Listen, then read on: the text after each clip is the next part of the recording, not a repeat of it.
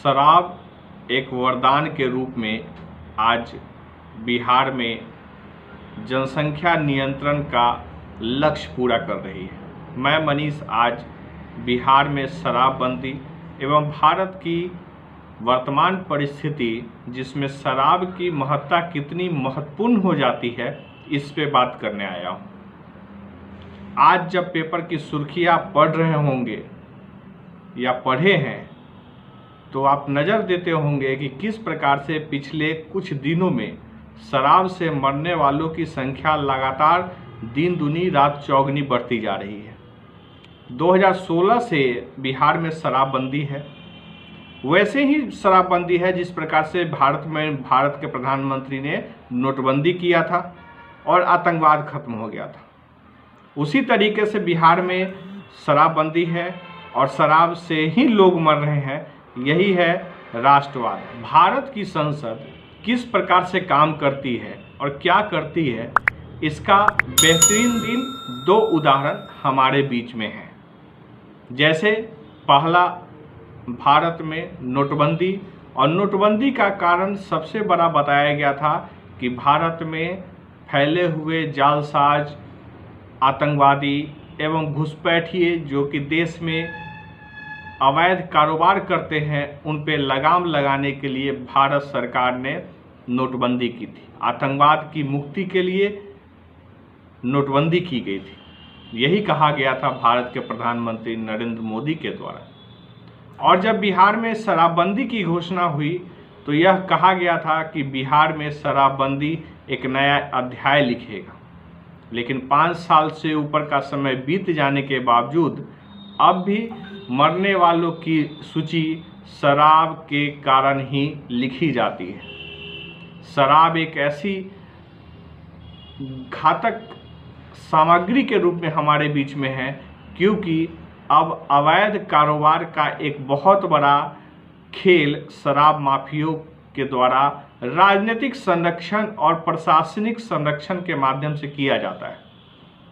आप कई बार सुने होंगे, कई नेताओं ने कहा कि आप जांच करा लीजिए, और ऐसे सभी लोगों की जांच होनी चाहिए जो प्रशासनिक रूप से सरकार के सिस्टम के हिस्सा है। यानी कि भारत के संविधान के द्वारा चलाए गए जाने वाले सभी संस्थानों के, जैसे IAS है, IPS है, BDO है, CA है, थाना अध्यक्ष है, थाना प्रभारी है, DM, SP जिस तरीके से काम करते हैं, इन सभी की होनी चाहिए। मंत्री है, मंत्रिमंडल में लोग बैठे हुए हैं, विधायक है, सांसद है, इनकी जांच होनी चाहिए कि क्या यह शराब नहीं पीते। आप कैसे कह सकते हैं कि कागज में शराबबंदी कर देने से शराब बिकना बंद हो जाएगा? शराब से मरने वाले की संख्या लगातार कितनी बढ़ती जा रही है, इसका अंदाज़ा शायद बिहार सरकार को नहीं है। इसके पीछे देखिए, मैं पर्सनली मानता हूं कि शराब का व्यापार नहीं होना चाहिए। शराब जैसे शब्द को पूर्ण रूपेण समाप्त कर देना चाहिए, लेकिन तब जब आपकी औकात और क्षमता उस लायक हो तो। मैं किसी भी प्रकार का नशा नहीं करता और मुझे किसी भी प्रकार के नशे की आवश्यकता ही नहीं। इसलिए मैं अपनी समस्याओं का समाधान दिन के उजाले और रात के अंधेरों का इंतजार करके नहीं करता हूँ। इसलिए मैं यही कहूँगा कि बिहार सरकार को दारूबंदी को लेकर के जो फैसला उन्होंने लिया, या तो वो सख्ती से पालन हो या उचित तरीके से दारूबंदी का ढोंग बंद करते हुए शराब की, जो कि राजस्व के लिए भी घातक है, उसे पुनः चालू किया जाए।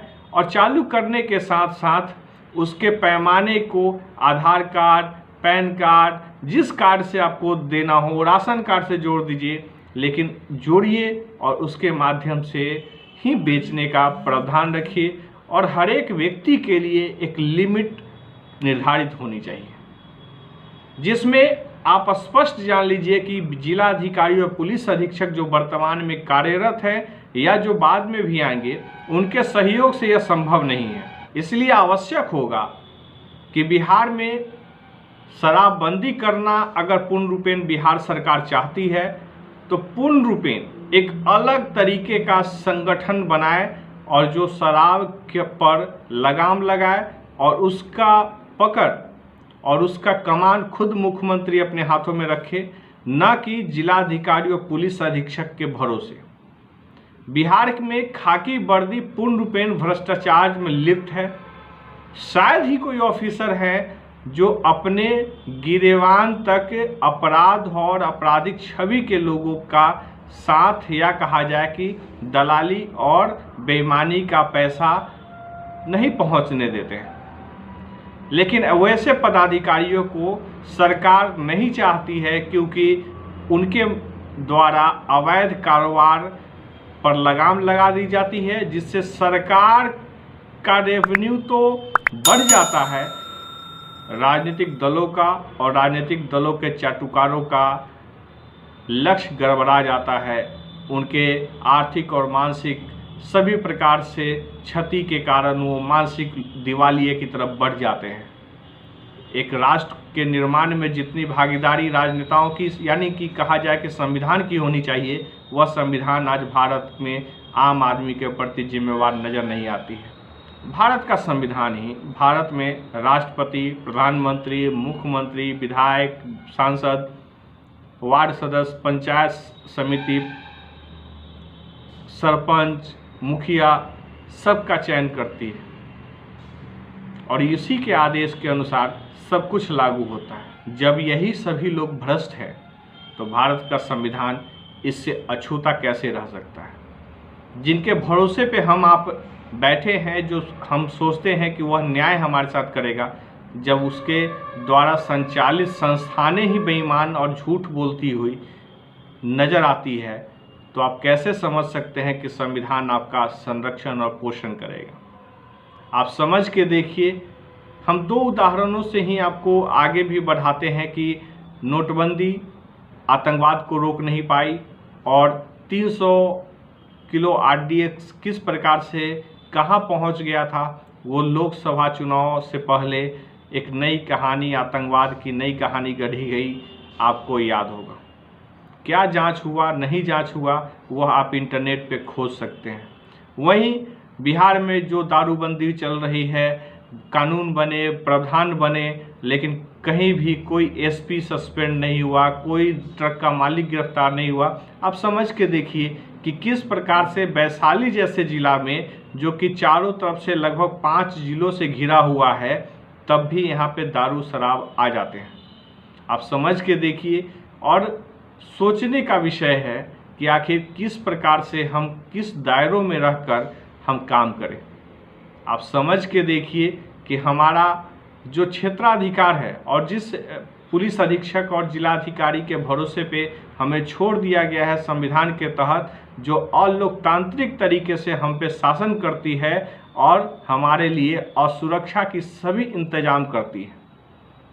कहा जाता है कि भारत का संविधान इन सभी को इसलिए बैठाया है कि आम जनता को सुरक्षित समाज दे सके, लेकिन ऐसा कहीं प्रतीत नहीं होता है। दारूबंदी के बाद जितने लोगों की हत्याएं हो रही हैं दारू से, इसके लिए कौन जिम्मेवार है। सरकार ने अपनी जिम्मेवारी संविधान के तहत खत्म कर दी है। भारत का संविधान भारत के प्रधानमंत्री, राष्ट्रपति, मुख्यमंत्री को दोषी नहीं मानती है और इस तरह यह स्थिति बनी हुई है कि भारत के प्रधानमंत्री भी नोटबंदी के समय भाषण देते समय, नोटबंदी का अब 2 दिन बाकी है, सालगिरह होगा फिर, और जान लीजिए कि आतंकवाद इस देश में पुनः फल फूल ही रहा है। नरेंद्र मोदी के भाषणों और उनके कथनी और करनी में कितनी फ़र्क नज़र आती है, वो सदैव दिखता रहा है। और आज भी यह स्थिति बनी हुई है कि आप बिहार में भी शराबबंदी के लेकर जो नीतीश कुमार के फैसले हुए मुख्यमंत्री के रूप में, वो आज वो लागू कराने में 100% विफल हैं और दारूबंदी के बाद भी लोगों की हत्या दारू से ही की जा रही है।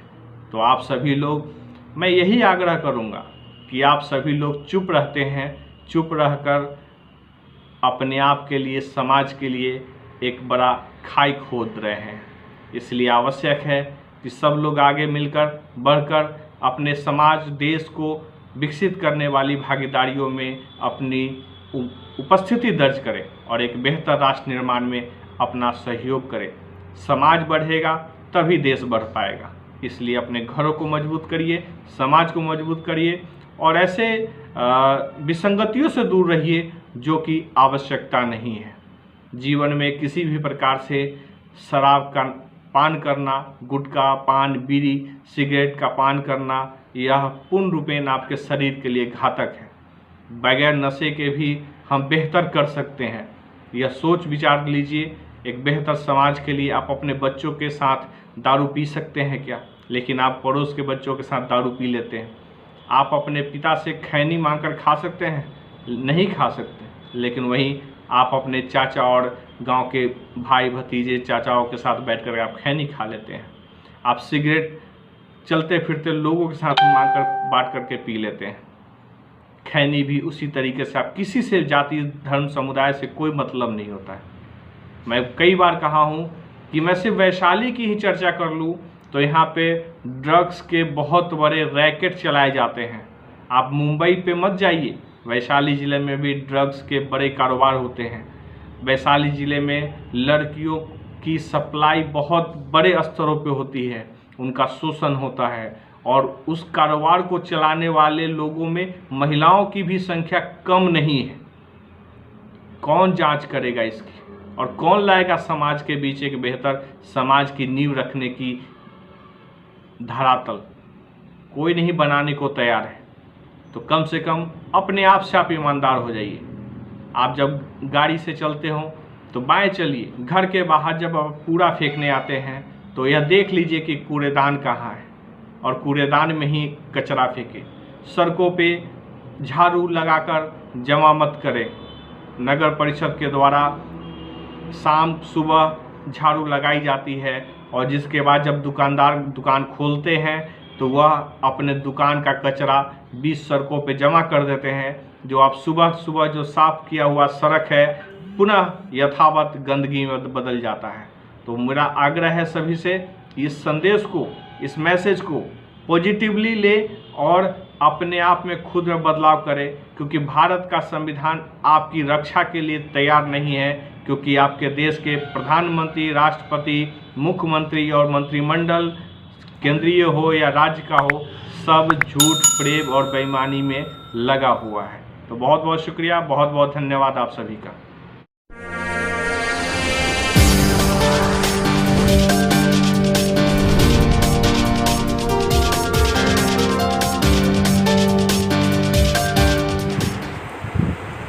अपनी इतिहास को मजबूत करने के लिए हमारी अपनी एक सोच होनी चाहिए और उस सोच के सहारे हमें कैसे राष्ट्र का निर्माण कर बैठेंगे जो कि एक नए इतिहास को